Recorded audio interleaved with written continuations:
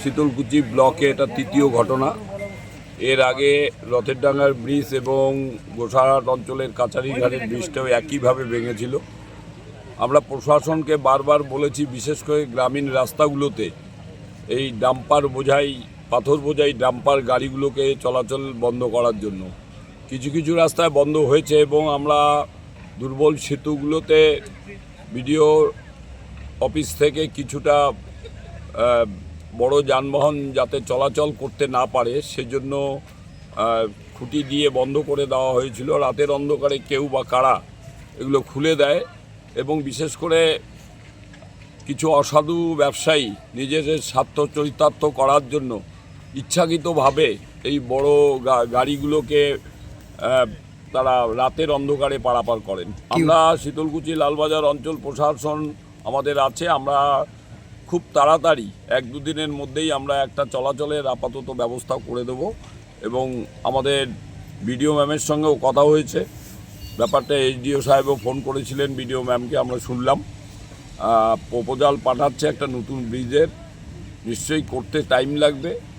আপাতত আমরা যাতে একটা সুন্দরভাবে চলাচল করার একটা ব্যবস্থা করা যায় এবং বর্ষাকালে কিভাবে করা যাবে সেটা পরে চিন্তাভাবনা করা যাবে। নতুন ব্রিজ কবে হতে পারে বা আপনারা জানাবেন উদ্বোধন করতে? দেখুন, আমাদের শীতলকুচি ব্লকে আমরা 5টা ব্রিজ করেছি। 2টো ব্রিজ ঠিক একইভাবে ভেঙে গেছিলো। রথের ডাঙ্গার ব্রিজটাতেও ডাম্পার দিয়ে বসে গেছিলো এবং কাছারিঘাটে একইভাবে হয়েছে। এই দুটো আমরা অনুমোদন পেয়েছি এবং অনগোয়িং একটা কাজ প্রায় হয়েই গেছে, কাছারিঘাটেরও কাজটা অনগোয়িং চলছে। এবং তাছাড়াও আমরা চানঘাটের ব্রিজ, সর্বেশ্বর জয়দুয়ারের ব্রিজ এবং নেলের বাড়ির ব্রিজ আমরা 1 বছরে প্রায় 5টা ব্রিজ করতে পেরেছি। আশা করছি আমরা করে দেবো এবং আমি উত্তরবঙ্গ উন্নয়ন দপ্তরের মাননীয় মন্ত্রী আমি উদয়ন গুহ মহাশয়কেও আমি একটু এটা নলেজে দেবো যাতে তাড়াতাড়ি এটা করা যায়। মানে ব্রিজটা ভেঙে গিয়েছে, যে সিলের একটা গাড়ি হচ্ছে ওটা এসে ভেঙে গিয়েছে। আর এই জায়গাটার নাম কি? মানে গিদারি নদী, দেবনাথ পাড়া। এই রাস্তাটা কত দূর যায়, কোথায় যায়? এই রাস্তাটা এইদিকে দিয়ে হরিণকুচি বাজার দিয়ে যায়, নয়া বাজার দিয়ে হরিণকুচি বাজার, সিতাই পর্যন্ত। আচ্ছা, এই যে মানে কাকে দায়ী করছেন, কেন ভাঙলো এটা? এটা তো আমরা প্রশাসনকে দায়ী করি।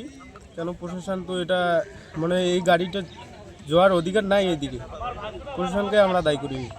এই কয়েকদিন আগেই তো এই রাস্তাটা সংস্কার হলো, এখন ব্রিজটা ভেঙে গেল, এখন কিভাবে যাতায়াত করবেন আপনারা?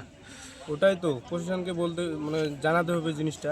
এই গাড়িটা এদিকে চলার অধিকার নাই, তারপরে এই গাড়িটা এদিকে যাচ্ছে। তাহলে আপনারা কি চাইছেন এখন? কি ব্রিজটা নতুন করে বানাতে হবে, ওইটাই চাই সরকারের কাছে, এটাই আবেদন। কি নাম আপনার?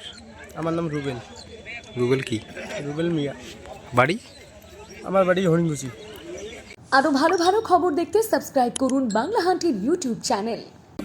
বাংলা হান্টের আরো খবর দেখতে নজর রাখুন। বাংলা খবর মানেই বাংলা হান্ট।